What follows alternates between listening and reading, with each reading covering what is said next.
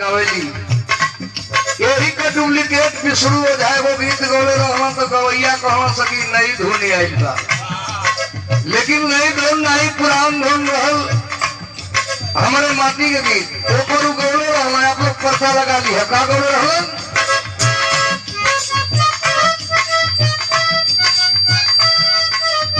रुतवा बनाई ले लू अरे रुतवा बनाई ले लू बेग लटकाई ले लू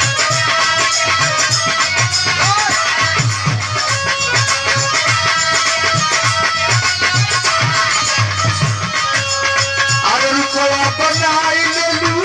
बेग लटकाई ले लू घूमतारू रेल और बस में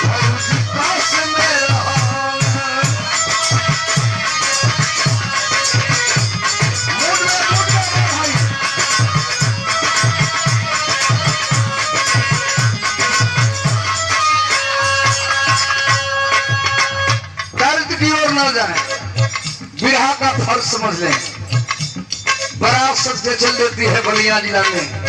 वही जयप्रकाश नगर में कैसे अरे बारह फरवरी के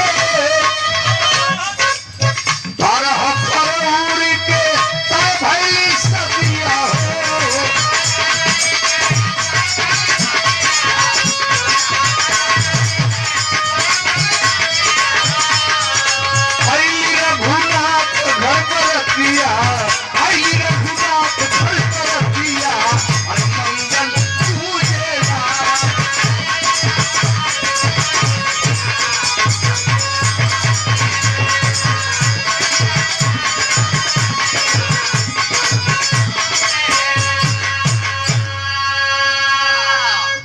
दरवाजे पे पहुंची द्वार पूजा हुआ समय के मुताबिक बेटिया पक्ष के लोग कहो कुछ लोग चले सिंदूरदान हो जाए पहुंचा है मंडप में वो इंजीनियर बड़े प्यार से बड़े सम्मान के साथ सिंदूरदान भी हो गया तो कवि का भाव है क्या अरे रोशन के साथ भैली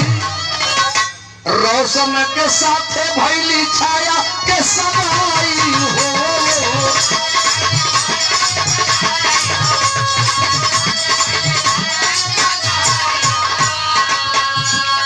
दुल्हन बन के छाया गई ससुरे में आई हो